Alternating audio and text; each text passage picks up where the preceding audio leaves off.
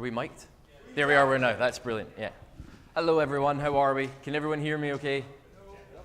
That's good, yes. Never have so many people been disappointed to be able to hear me. Thank you very much. Yeah, that's grand. All right, we're just waiting for the flip over thing.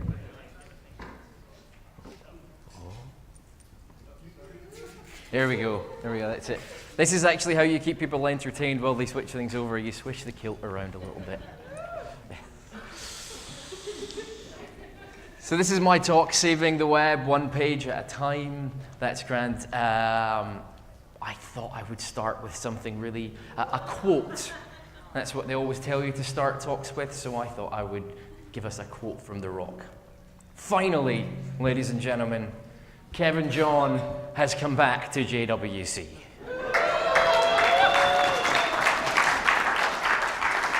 I know.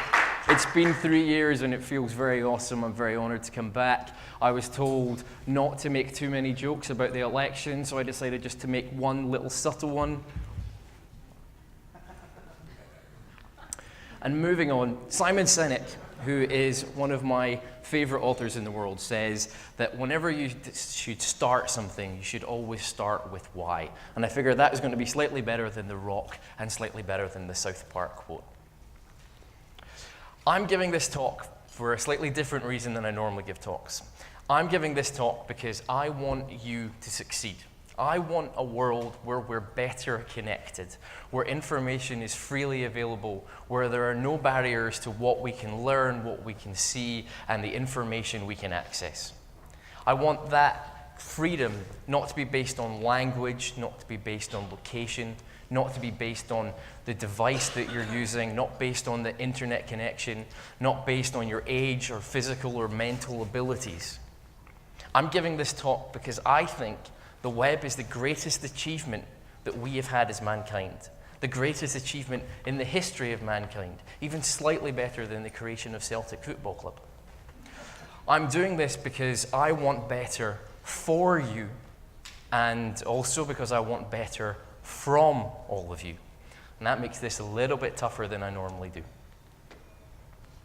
I want to change the way you think about the web, change the way you think about the information superhighway, change the way you think about knowledge, both how we store it as humans, how we store it on the web, and how we store it in computer systems. I want to make that mental shift to help us prepare for the next 10 years of the web. We humans store our information and our knowledge in libraries, and we've been doing this since 2600 BC. The first modern library, which works the way that our current library works, is the Library of Alexandria, which was founded in 3 BC Egypt. So we've been doing libraries this particular way for just over 2,000 years. We started our libraries and our knowledge sharing without an ordering system. The Egyptian library from 3 BC literally holds everything from the oldest to the newest. There was no prevailing order of information, and you needed to know where each bit of information was in order to find it. This actually carried on as the way we stored information for almost 2,000 years.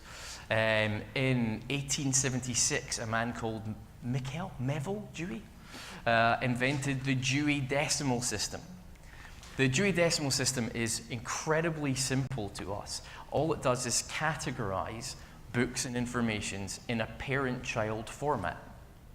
So the examples I like to give for people is if you wanted to find out a book about Star Wars, you would have to know in advance that that was a movie and then a sci-fi movie and then about Star Wars, and then you would find the books that you wanted. Music, pop, Michael Jackson, USA, presidents, Donald Trump. You had to understand the parent-child relationship in order to find the information that you wanted. This system is still prevalent in our public libraries and our school libraries because it's very easy to find information because people already know roughly the sort of category that it's in. Moving slightly on from there, we have the librarian. Librarians are great. You find them in libraries, obviously enough. They can really help you with keyword-based searches. So you go and you say to the librarian, I would like to find a book on Star Wars, because you might not know that it's under movies and sci-fi. You don't need to have knowledge of the books and their context. Librarians are great because they will go and get you a couple of books and bring them back, and you, the user, decide which one you want to read based on the little bit of blurb on the back. The next level of finding out the information that we were after and where it's stored is called the professor. The professor is there to answer specific questions. They are usually found in university libraries or in specific parts of libraries, because I've forgotten what word I was going to use instead of parts. They answer specific questions. They're able to suggest further reading. They're very knowledgeable about a specific subject, and they're able to give you information at a high level. But at the time you ask the professor for the information, the difference from the other two is that he will make the decision about what information is departed back to you. There is, in artificial intelligence terms, a categorization of human knowledge and how we handle it. So the indexing on the left, indexing, which is basically the Dewey Decimal System. Filtering, which is the librarian job, able to go in and give us a rough idea of what we're after. The professor can answer a single search. The next two are a little bit iffy in AI terms because we haven't quite got them yet. The multiple search is called a curator. That's someone who can pull information from multiple sources and give you what it thinks the right answer is. The understanding level, the aim of AI in the future, is what they call a sage. That's someone who is able to understand not just the information that you have, but the information you might want in the future. We're not there yet by any stretch of the imagination, but it's interesting to keep in mind how we store information, how we find information, and how we have taken that from telling stories in our tribal camps to libraries, to AI, to computing. The reason I bring this up is because the Dewey Decimal System is basically Yahoo in 1996. If you wanted to find out a Star Wars webpage, you had to choose movies then sci-fi.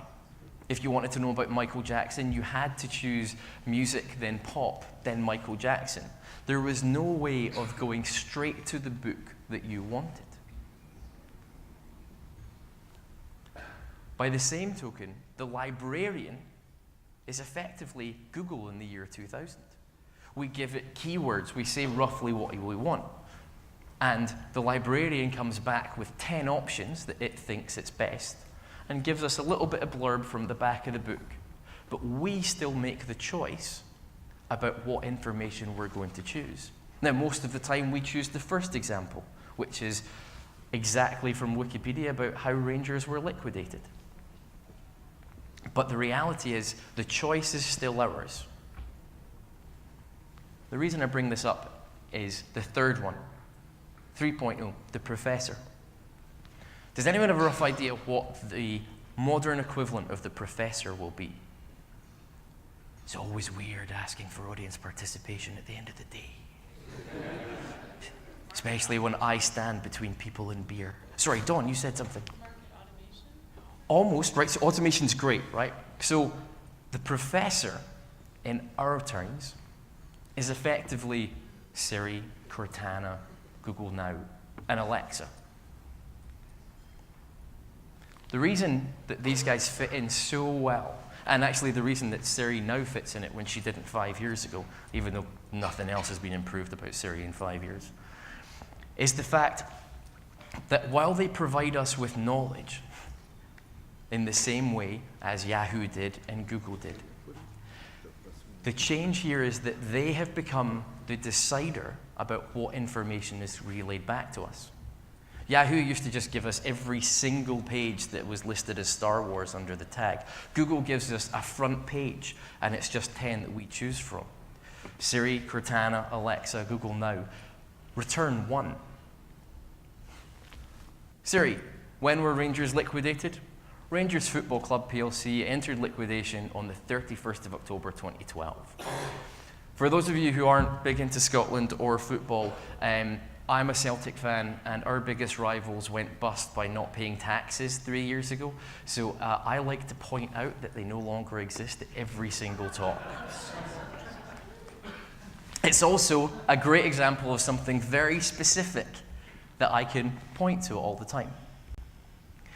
The reason we talk about this, and the reason I bring it up now before we come on to it, is there's a Family Guy joke, or Family Guy stole it, which says, where's the best place to hide a body? Does anyone know the best place to hide a body? The second page of Google, absolutely. Well, that's not true anymore. It's now the second result of Google. Seth Godin, or Godin? Seth Godin has a great quote in his book, The Purple Cow, that says, the opposite of remarkable is very good. Let me rephrase that and replay it at you.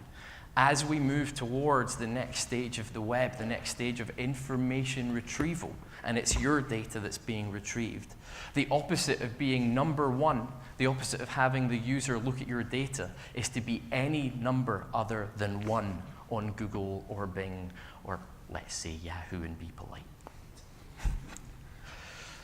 Effectively, we are now at the stage of Web 3.0. I'm not going to bother coining that with a great description because Tim O'Reilly will get really upset. He'll do that in a couple of years. But the reality is, this is a brand new territory for us. Yet we're still building web pages to get on the front page of Google, as if that's good enough. I always found it funny what people associated with Web 2.0 as a weird phrase. Designers thought it meant skeuomorphism, beveled buttons, glasses, and making everything look like Apple. Developers felt that it was the rise of standards.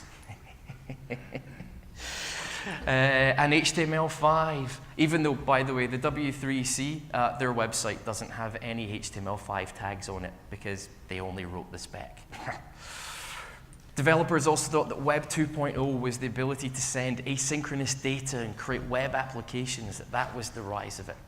Others felt it was the rise of network speed, latency, and availability worldwide, or even social networking. Well, all of those felt, wrong sentence.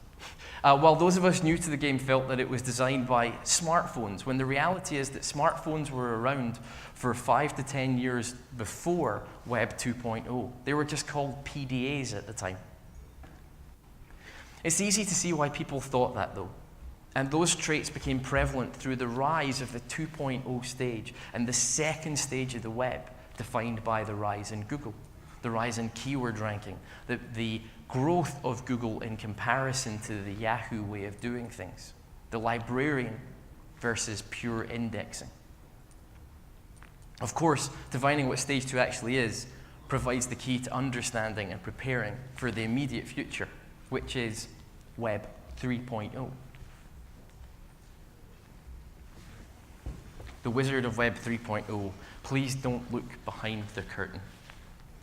I've been having this conversation with people much smarter than me for the last 9 months when I was working on a print style sheet that went horribly, horribly wrong and has led me down this path. All have taken some explaining, refining, and liberal use of metaphors, which is not exactly my strong point. But all have said that they found the following phrase a great help in getting their head round what we mean by Web 3.0 and going forward. We need to stop thinking about the web in terms of web pages that you see on the browser.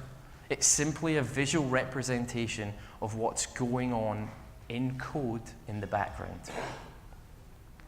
In essence, your web page isn't real. It's just what's shown to you to make it easier for you to understand the underlying data. There's no such thing as the open web, the mobile-first web, or any other phrases that the web community likes to use every 6 months. There is, and there always has only been one type of web, and that is an API-first web. The web is, and always will be, API first, not desktop first, mobile first, native first, or whatever the other buzzwords are around. And nor are we talking about this week's coolest JavaScript, Angular, Reflex, React, Flux, sending things back and forth nonsense. I'm not going to get into JavaScript in any way, shape, or form, mostly because I quite like, people not being nasty to me online. The web is really simple, and it's always been really simple. We complicate it a little bit because we want to, but I love its simplicity. Your computing device, whatever that may be, makes an HTTP API call to a URL and is returned some HTML in the background. It's browser independent, it's device independent, it's location connection independent. It doesn't care what screen size you have. Responsive web design is nonsense that we made up.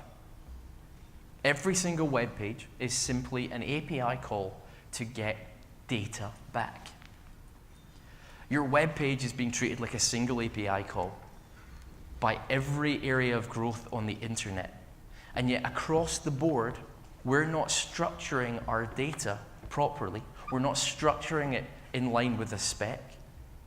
And as a result, we're not creating a consistent web experience for anything other than users having a UI.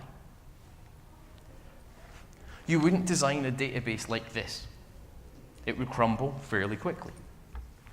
You wouldn't return an XML like this, where everything is just something, something, something, something, something. You would laugh. Your developer would go nuts. You wouldn't return a JSON API call like this. Lots of somethings. Because it's without context. You wouldn't be able to parse it. You wouldn't be able to understand it. So given that we wouldn't do these things, why the fuck does everything have a div in front of it? Honestly, what does div mean? It means nothing. It means division. It means we've divided up our code here. It's something that's grown horribly, and we've not solved it in any way, shape, or form. We rightly care about UX, and we should, right? Because the user experience is there. A browser-based UI is how the large majority of people use the internet. We get that. I'm not going to claim here that it's not incredibly important. Of course it is. And it should be a huge focus on how you design the front-end experience of your website. But the days of a one-to-one relationship between browsers as we know them and your HTML are over. The one-to-one relationship was there during the indexing phase, during the Yahoo phase, because you told Yahoo which section your website was in. Moving on from that was the Google phrase, and the relationship became 1-to-2. Your website to your users and your website to data, which was search engine optimization. But it was effectively the same thing. It's growing now with the great phrase, the Internet of Things. It's not 1-to-1, it's not 1-to-2, it's 1-to-many, it's 1-to-any. And it's growing in ways that we haven't thought of yet. People are always coming up with new ways for the internet to connect and parse with your data. For years, we've been purely falling into two camps and only caring about two camps. And that's got to change. People talk a lot about UX, and I want to pull that back a little bit and say it shouldn't be UX. UX should be a subset of your consumer experience. And I also want to talk about the next subset of that, the subset that we've all forgotten. DX, data experience. Also, don't ever Google for DX. You get like really bad 90s wrestlers making crop chops. It's awful. How will your data on your website be parsed? What information do you want to make sure is consumed? Do you give up on actually making sure that your web page is properly laid out and you've thought about the data, and instead do you just put the important stuff in proprietary meta tags? Hands up here who uses the Facebook Open Graph meta tags to make sure their web page looks right on Facebook. Yeah, I do as well. It's easier to do it. And Twitter cards, and there's the Google Plus ones. Oh, is Google Plus still a thing anymore? Barely. Okay, like I don't know if Eric's still here, if it can be, but yeah. Let's just not talk about Plus. How many people honestly, genuinely, correctly mark up every bit of navigation on your site with a nav tag, or with your headers are in the right order from H1 to H6, regardless of what your style guide says? Or related content, anything that isn't specific to that exact web page, is it marked up as an aside? Because virtually none of the major web players actually do this.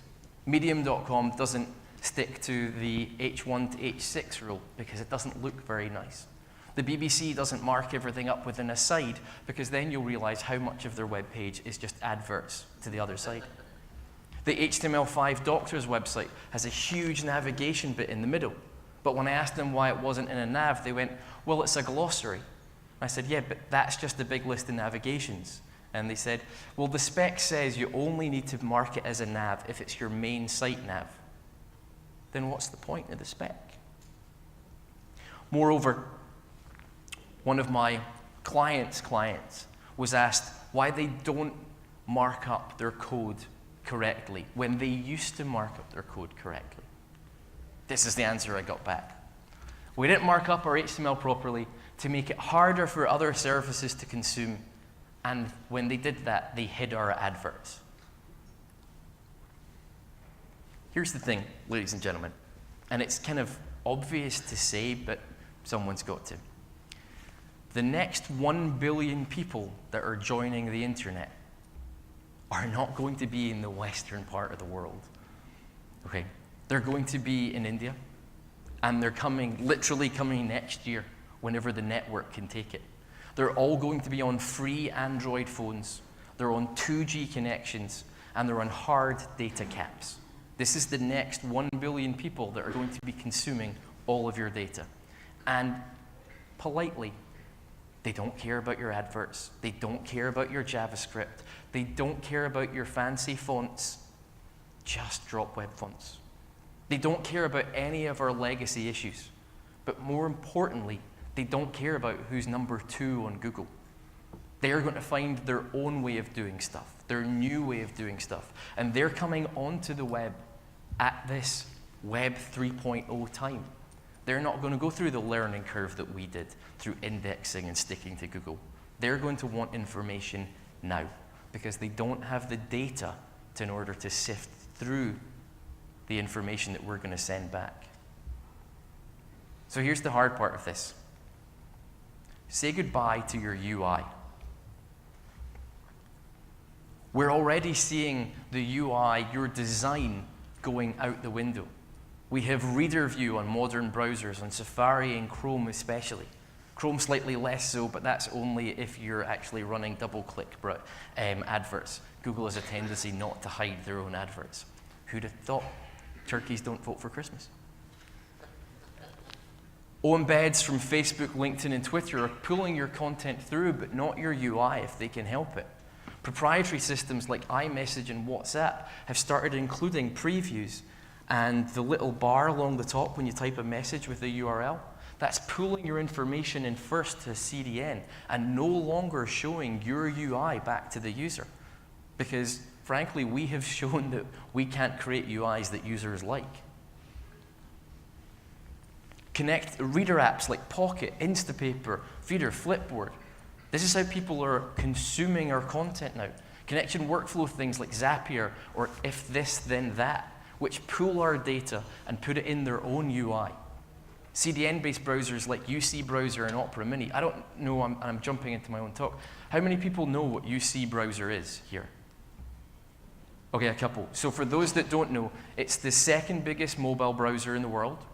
It will overtake Chrome in the next 2 to 3 months, depending on how quickly Chrome can get this browser out to all those people in India.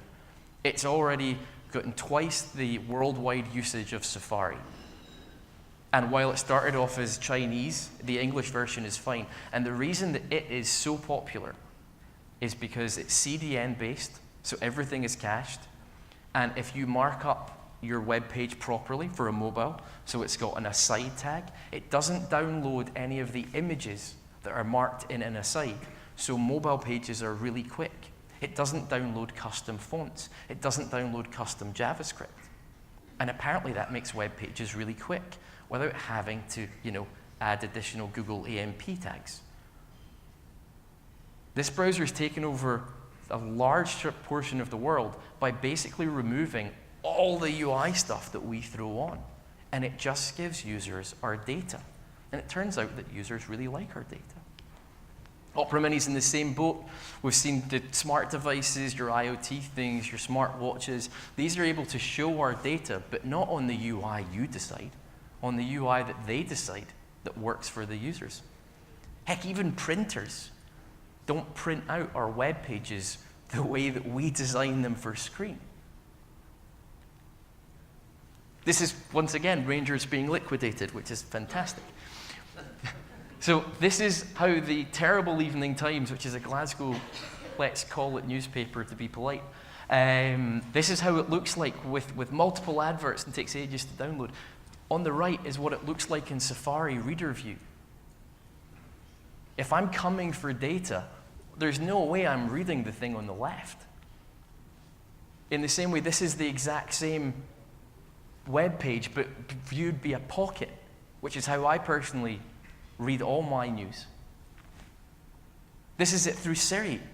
Siri, when were Rangers liquidated? They're still liquidated 4 years ago, and they're not coming back, even though they want to. That's why we call them zombies. And then the next version of Siri, maybe they're not even doing a UI. Rangers Football Club entered liquidation on October 31st, 2012. Well, that woke everyone up. Yeah, that's it. We spend so much time designing in the UI. We spend so much time thinking that that's the best way to get our data to people. I'm not saying the UI is going away entirely. I'm not saying that the UI isn't important or that user experience isn't important. I'm saying consumer experience is incredibly important. But we need to accept that the consumer experience has changed. It's not just the user, it's the data experience as well. Hi, my name is Suri. Welcome to Web 3.0. Say goodbye to your UI. That took like 3 hours to get right. It's really fucking embarrassing. It took 3 hours. Yeah. Without a word of a lie, though, it actually got done via Cortana and then ported back over. It did. I had to get it converted via Cortana and sent back over. But, that's because Siri's the oldest one of these ones, right? At 5 years old. We also forget, just as a wider thing, we talk about assisted devices and assistive technology. And when I bring it up at conferences, people say to me things like, yeah, but screen readers only count for, maybe 1% of the web. And I'm kind of sitting there going, how many devices is Siri on now? It's on every Mac, it's on every iPhone. How many devices have Cortana on it? Every Windows 10 machine, every Windows phone. Oh, there's less of them these days. Assistive technology is here and it's growing and it snuck up on us because we as an industry have went, yeah, it's just that small 1%. I started this about the why and how I want things to change and what I want from you guys. And I want to save the web. And it doesn't need saving yet, so I'm kind of getting in nice and early. And while I waffle for this bit, this is a really good time to put on your glasses. I want your web page to survive. I want your web page to be number one. If you are building a web page and a website, I think it's important, and I think you think it's important. So I want to make sure that you guys learn to love the web and that you learn to love the data that you're putting out there. And I want to first check before I play the little video that this works. Yeah, okay, that's good. See, I love the web. I love the web because it's not just about data, it's about integration, it's about education. I love the web because when things work on their own in a silo, we get one little heart. Your website might look great for people on a desktop or people on iPhones or people that use the website the way you intended. But here's the thing, that's not what the web is about. The web is about multiple devices. The web is about multiple countries, multiple languages. The web is about the sharing of information freely. We called it the information superhighway. We didn't call it the, by the way, here's a bunch of adverts and clickbait and link nonsense, and that stopped playing, hasn't it? There we go. I want to save the web before it needs saving. I want to save your web pages, and like I said at the start, I want you guys to do that. I want you to think about data experience. I want to think about actually sticking to the HTML5 spec, even the bits that are contradictory.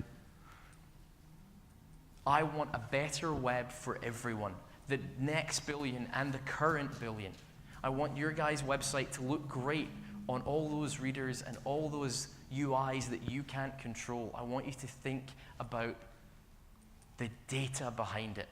Because after all, that's all the web is. It's an API-first way of sharing data.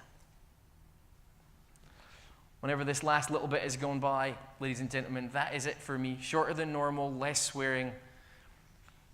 Thank you very much for listening to me. Let's save the web before it needs saving. Thank you very much.